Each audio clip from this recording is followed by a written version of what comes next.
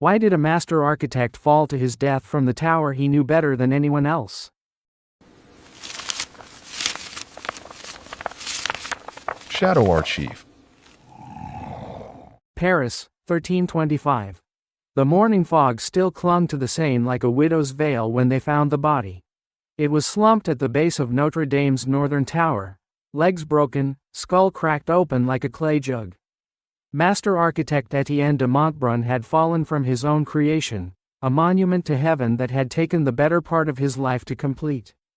But those who knew Etienne also knew one unshakable truth: he never climbed without his safety chain.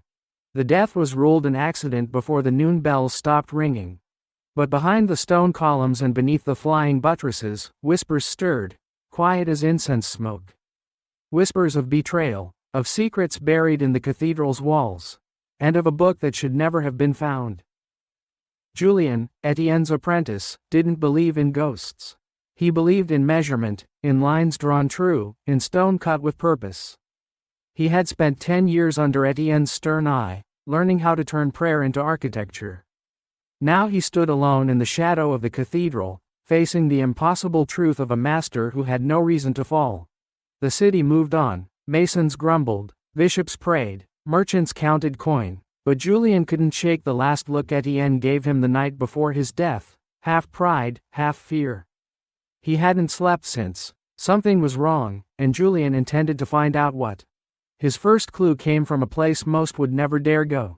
Deep beneath the cathedral lay the crypt, a vault of relics, forgotten plans, and half-sunken Roman foundations.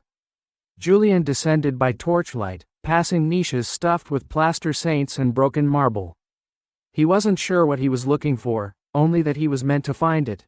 At the very back, behind a stack of old ironwork and discarded moldings, he found a sealed box, oak, bound in copper. Etienne's personal sigil was burned into the lid. Inside was a manuscript, not a design, a journal.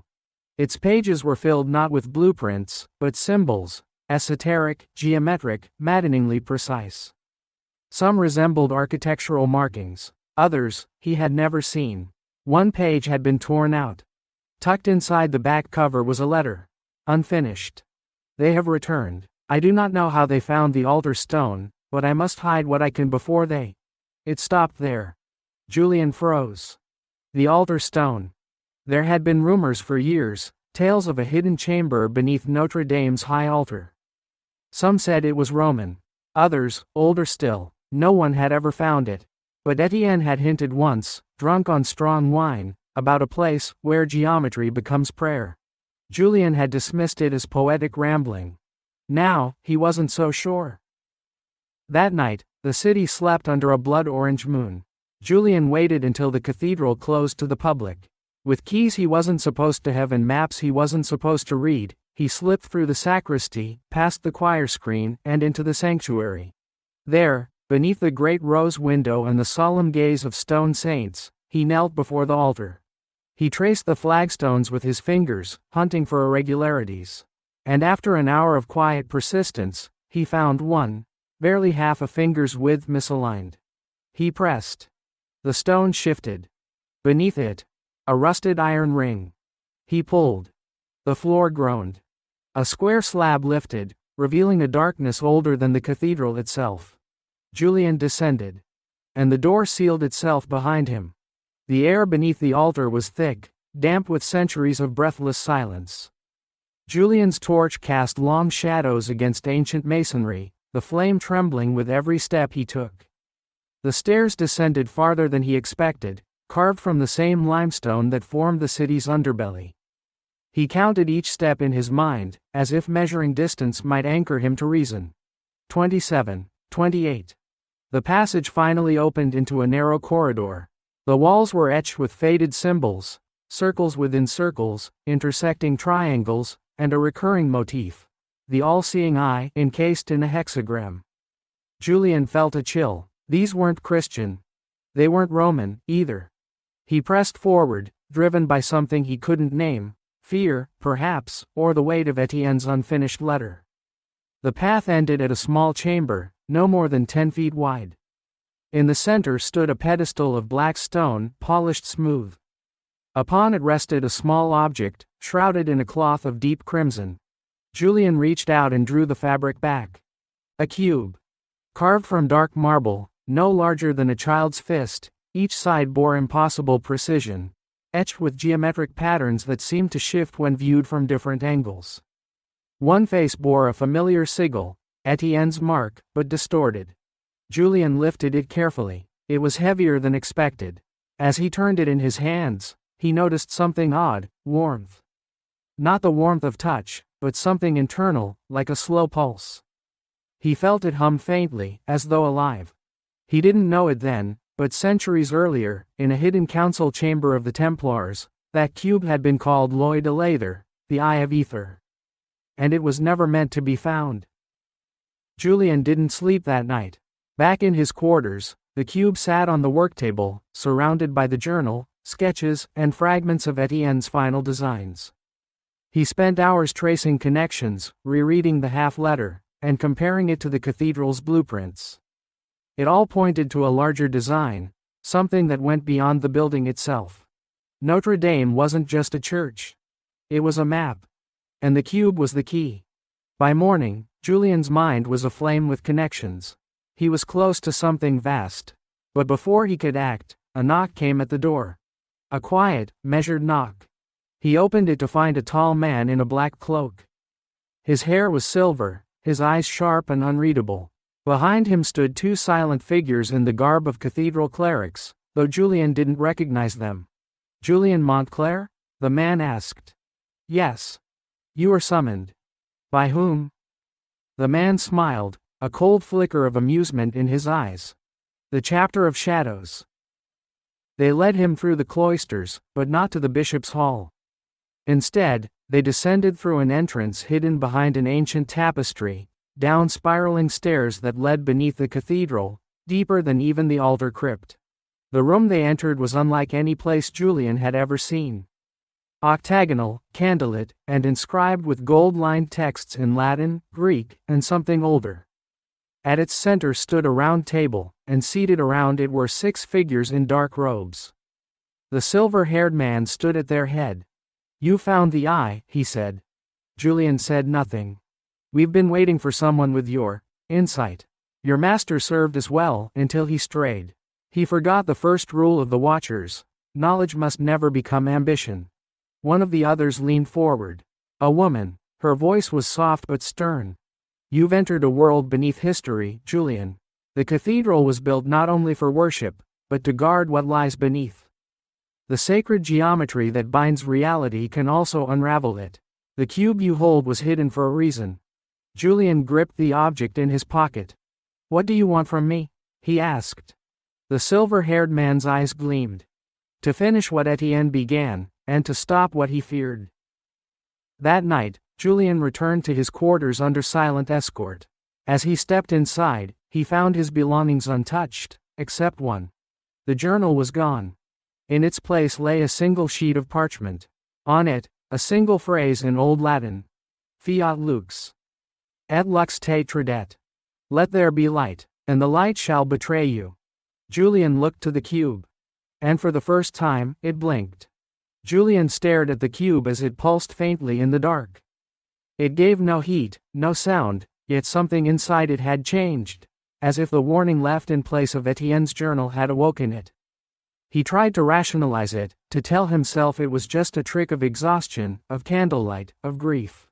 But deep down, he knew it wasn't. He wrapped the cube in cloth and slid it into a hidden compartment beneath the floorboards. If the chapter of shadows had taken the journal, he had to assume they were watching him. Whatever game they were playing, they wanted him involved, but not fully informed. That, he could not allow. At dawn, he left his quarters and headed not for the cathedral, but to a forgotten place on the city's edge. The library of the Cluniac order. It was a crumbling place, open to no one but those who still believed in the power of forbidden texts. Etienne had once told him that truth was never found in Holy Writ, but in the footnotes scholars were too afraid to quote. Julien gave the gatekeeper a false name and offered a bribe in the form of a repaired astrolabe. He was allowed in. For hours he searched, piecing together what little he could. The Eye of Aether appeared only twice in known texts, once in a 10th century Arabic grimoire on celestial alignments, and again in a heretical tract smuggled from Constantinople after the Fourth Crusade. Both agreed on one thing: the object was not of this world. It was said to resonate with the perfect frequency, aligning human thought with divine structure. Some called it a bridge, others, a prison key. The oldest source claimed it had once been housed in the Temple of Solomon, and taken west by knights fleeing Jerusalem under cover of smoke. The Templars. And here it was, beneath Notre-Dame. When Julien returned that night, he found a folded note slipped under his door. No seal, just a sentence in rushed ink. Meet me where the gargoyles drink rain. There were many gargoyles atop Notre-Dame, but only one place where water pooled long enough to be called a basin. The northwest corner, where the roof slanted toward the oldest rainspout. Etienne used to take Julien there at dusk to observe the city in silence. He climbed the scaffolding under cloak of darkness, his footsteps muffled against stone and moss. The city shimmered below, gold and soot, distant bells tolling the hour. A figure stood waiting. It was not a member of the chapter. It was a woman, tall, cloaked, and unfamiliar. "You're Julien," she said, voice low. He nodded. She pulled back her hood. Julien stepped back. He knew that face. He had seen it once, years ago, at a gathering of architects and builders in Chartres. She was no apprentice then, but an outsider, Mathilde de Rochefort, a woman trained in Moorish mathematics, scorned by the guilds for her knowledge and ambition. Etienne had admired her, and feared her. "You're late to the truth," she said. "But not too late." She held out a sliver of parchment, ripped, aged, and marked with symbols that matched those in Etienne's journal. The missing page. Julien took it. "They're not guarding it," she whispered. "They're using it. The chapter wants to activate the eye on the eve of the equinox. They think it will open a door beneath the cathedral. But they don't understand what lies beyond." Julien stared at her. "How do you know all this?" She smiled grimly. "Because I helped them build the map. Before I realized what it was leading to." Then she leaned closer. "They think you'll help them. That's your only weapon." That night, Julien sat before the cube again. He laid the missing page beside it. Something in the symbols called to him. An alignment, a rhythm. He took a compass and began to trace the patterns, overlaying them atop the cathedral's floor plan. They weren't designs. They were instructions. And at the heart of it all, beneath the central nave, aligned perfectly with sunrise on the equinox, was a chamber unmarked on any blueprint. Julien suddenly understood. Notre-Dame wasn't built on top of the hidden chamber. It was built around it. To keep something in. And in 7 days, the door would open. For the next 6 days, Paris carried on in ignorance.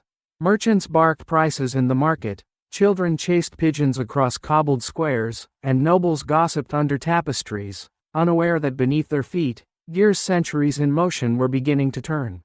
Julien moved like a ghost through the cathedral, part scholar, part spy. He met with Mathilde in secret, traded notes, and quietly sketched modifications to the chapter's rituals. Together, they mapped every point of convergence, every beam of stained glass meant to cast light onto glyphs hidden in plain sight. Every column that bore more than weight. He studied the cube with growing unease. Its pulse had strengthened. When he left it unattended, he'd return to find it aligned with celestial north. No matter where he placed it, it adjusted itself, as if responding to something unseen. Or anticipating. On the 6th night, as the equinox drew near, the chapter summoned him again. This time, he was not led underground.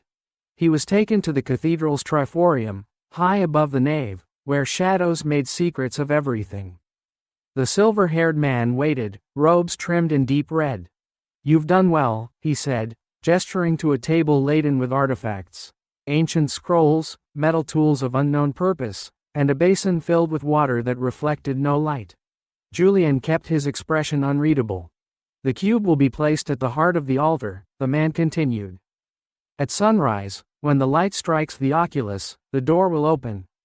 We need only you to complete the final sequence." "Why me?" Julien asked. The man's smile was like cold iron. Because you were trained by the one man who understood the price of failure, and chose silence over success. He stepped forward. But you've chosen legacy. That night, Julien stood atop the cathedral alone. The wind cut sharp across the flying buttresses. Below, the city flickered with torchlight, blissfully unaware. Matilda arrived shortly after, her face drawn tight. I can still sabotage the sequence, she said. Invert the coordinates. Julien shook his head. If we do that, the cube might activate anyway, uncontrolled. We have to finish the ritual. But we'll alter what it reveals. He opened Etienne's final designs, now restored with Mathilde's page. There's a secondary chamber, marked here. He pointed to a section buried beneath the ancient Roman aqueduct that still slumbered under Ile de la Cité. Etienne redirected part of the original geometry. He created a decoy gate. Mathilde studied it. You think we can redirect the cube's resonance? Julien nodded. Instead of opening the true chamber, we open the false one. Give them what they want, an illusion, a door to nowhere. And if they notice? We won't be here. Equinox. The first light of dawn sliced through the stained glass oculus like a blade of fire, landing precisely on the altar. The cathedral was empty save for the chapter, cloaked and reverent, and Julien, who stood with the cube in hand. He stepped forward, placed the object in the designated recess, and recited the incantation, rewritten with Mathilde's cipher. The cube began to hum, louder now, audible to all. The floor beneath the altar trembled. Dust fell from the ceiling. And then, a crack split the stone. Light surged upward from below, golden, blinding.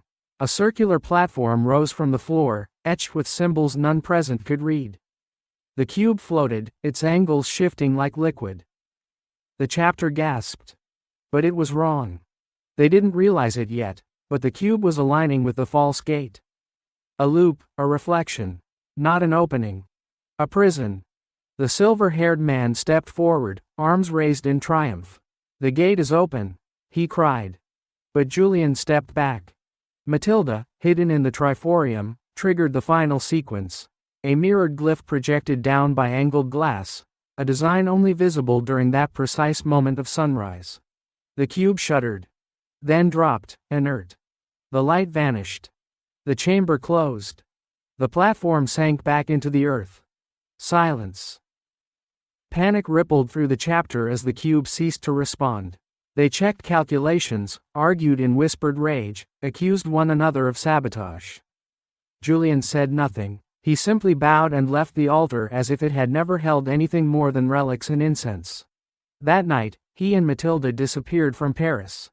The cube, empty and powerless, remained behind, hidden once more beneath a false floor. And Notre-Dame, as always, stood silent. Years passed. The chapter waned, splintered by failure and suspicion. The cube was never found again.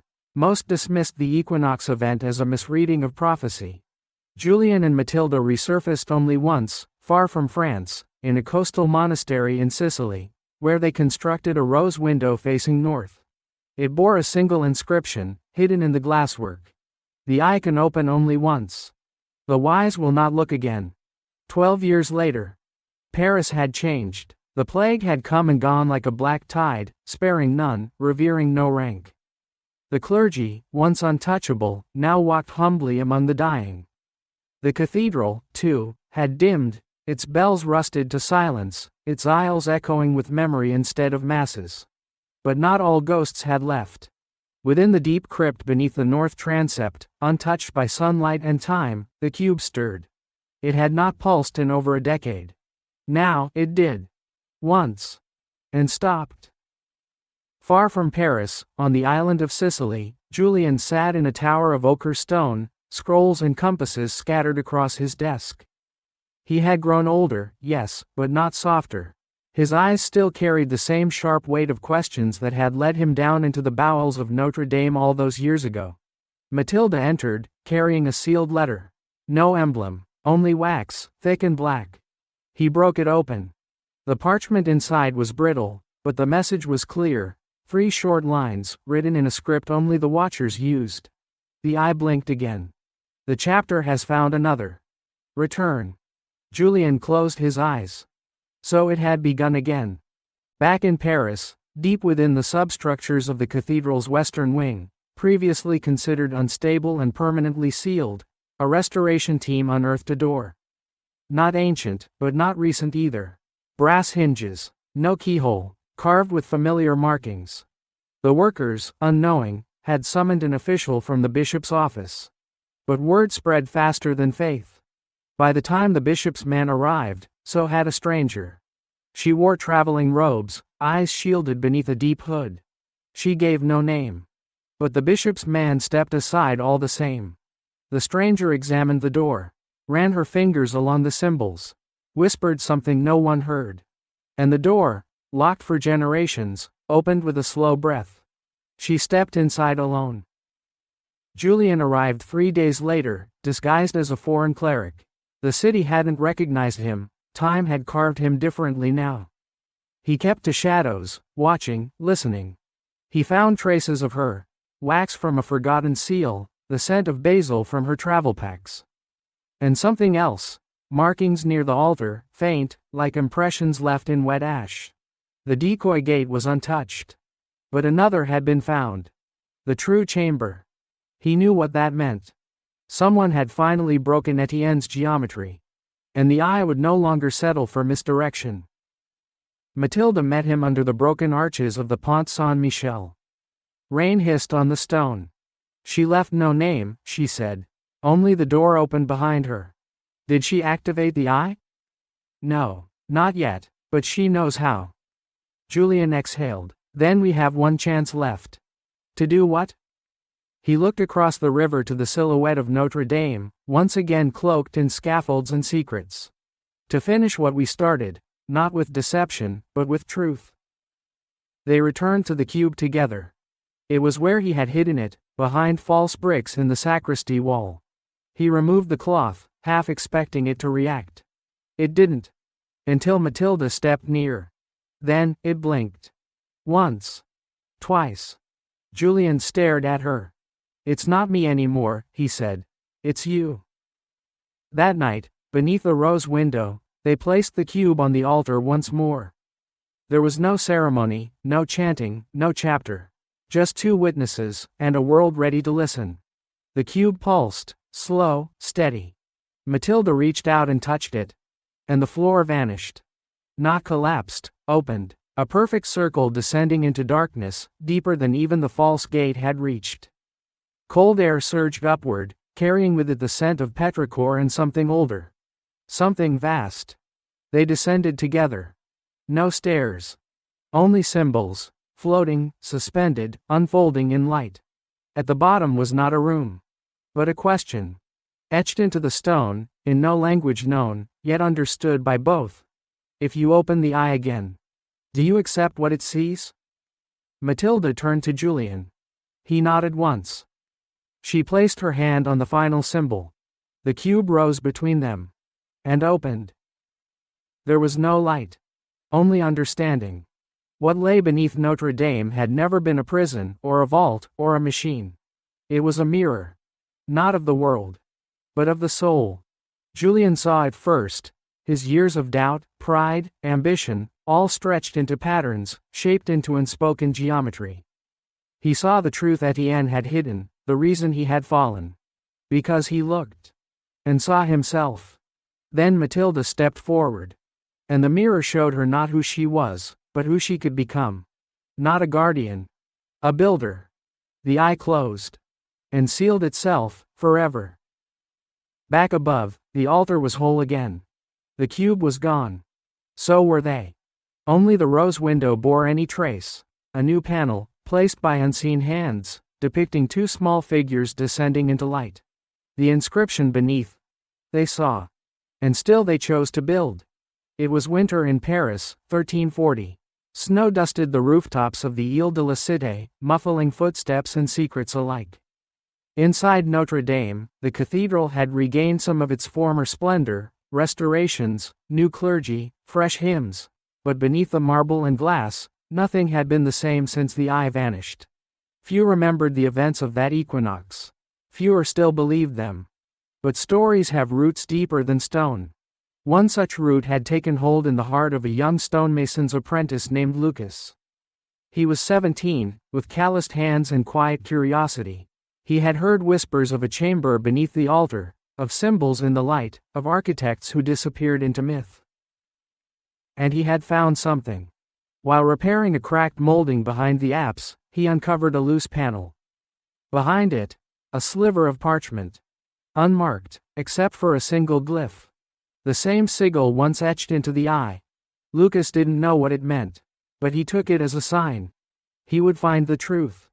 Far to the south, Julien and Mathilde lived in quiet exile, deep in the hills of Provence, among olive groves and ruins even Rome had forgotten. They had not spoken of the eye in years, not since the chamber had shown them what it could. But the past finds its way back. Mathilde received a letter, sealed with black wax, like before. Only this time, it was not from the chapter. It was unsigned. Inside, a charcoal sketch of Notre-Dame's apse. And beneath it, the glyph of the eye. Drawn by an untrained hand. Julien studied the paper under lamplight. He found something, he murmured. Or something found him. Mathilde nodded. Then we go back. In Paris, Lucas followed the signs. He copied symbols into his journal, traced lines between them, followed the rhythm of the cathedral's design. He noticed things others didn't. How the sun fell exactly through the north transept on certain days, how the sound of footsteps changed when crossing certain tiles. It wasn't madness. It was architecture speaking. And then, one night, behind the old sacristy wall, he found it. A small alcove, long sealed, where a block had been removed, and never replaced. Inside, a recess. Empty. But marked. The eye had once rested there. He reached in, and felt something still warm. A heartbeat. Not his. Julien and Mathilde arrived in Paris under assumed names. The city didn't recognize them. The cathedral didn't welcome them. But something beneath it did. Julien felt it the moment he crossed the threshold, an echo beneath his ribs. A call. Mathilde placed her hand on one of the nave's supporting columns. She felt it too. Someone has touched the mirror, she whispered. And it had responded. Lucas didn't know their names, only that they watched him with purpose. He had seen the woman first, tall, silent, eyes like dusk. Then the older man with a strange limp, who walked the cathedral not like a tourist, but like a cartographer returning to a forgotten map. He didn't fear them. Somehow, he knew they were connected to what he'd found. To the glyph. So when the older man approached him in the cloisters and asked, "Where did you find it?" Lucas didn't lie. He took them to the alcove. Julien crouched beside the recess, brushing dust with reverent fingers. The warmth was gone now, but he knew what it had been. Not the eye itself, but the shadow of its attention. Like a candle long snuffed, leaving a memory of light. "You weren't supposed to find this," he said. Lucas folded his arms. Then why did someone hide it where it could be found? Mathilde smiled faintly. Because someone wanted to be found. That night, the three of them sat beneath the great rose window, the city quiet beyond the stained glass. Lucas showed them his sketches, symbols, patterns, alignments he'd uncovered without knowing their history. Julien was struck by the precision. The boy had seen what others had missed for centuries. Mathilde laid out her old notes. She explained what Notre-Dame was. What it guarded, what it once almost revealed. Lucas listened without interruption. Then asked one question. "Is it still down there?" Julien hesitated. "No," he said, "but something is. Something older than the eye. It was never about the object, it was about what it pointed to. The geometry beneath the geometry. Then why hide it?" Mathilde looked at him. "Because the truth reshapes you." The next morning, Lucas disappeared. Not taken. He went willingly. Julien found a note tucked under the sacristy panel. "I saw the mirror. It wasn't finished, but it knew me. I have to go deeper. I'll leave a trail. L." Mathilde read it twice. "He's going to try and open it again." Julien stared at the altar. "No, he's going to try and complete it." Lucas had followed the trail of the mirror not with blueprints or prophecy, but with instinct. He had realized what even the chapter had not, that Notre-Dame was incomplete. Not in structure, but in purpose. The Eye had only ever opened half the door. The other half, Julien and Matilda had sealed. But Lucas had a different role. He wasn't a guardian. He was the next builder. He moved through the substructures like someone waking through a half-remembered dream. With each level he descended, the symbols grew more familiar. He was no longer reading geometry. He was remembering it. At the lowest level, beyond Roman brick, past Templar stone, and into a corridor untouched by any hand since the cathedral's founding, he found it. A single panel. Curved. Metallic. Breathing. Julien and Matilda arrived hours later, following Lucas's trail. Broken chalk lines, candle wax, torn pieces of parchment. He had led them deliberately, down past every seal, every defense. They knew what that meant. He's not opening the Eye, Matilda said. Julien nodded grimly. He's becoming it. They found the final corridor just as the light began to bend. The walls shimmered, not with reflected candlelight, but with patterns moving under their own logic. Geometry in motion. In the final chamber, Lucas stood with his hands against the panel. It had opened. Not like a door. Like an eye. Julien stepped forward. Lucas, stop, you don't know what's behind it. Lucas didn't turn. I don't need to, it knows me. Matilda reached out. You're not ready. Lucas finally turned. His face was pale, but peaceful. Neither were you, but you built. Now I will finish. He stepped into the light.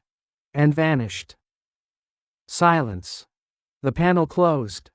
The chamber sealed. And the Eye blinked once more. But this time, it didn't pulse. It didn't hum. It listened. Centuries passed. Wars burned. Empires rose and fell. The cathedral survived it all, scarred, scorched, but standing. Restorers found strange markings beneath the nave in the 19th century. Most dismissed them, some didn't. In 2025, during a routine scan of the cathedral's foundations after a fire, a team of engineers uncovered an anomaly. A sealed cavity. Octagonal. Perfectly symmetrical. They drilled. Nothing inside. Only a word etched into the stone. Finovit. He completed it. The mirror was no longer hidden. Because the world was ready to see.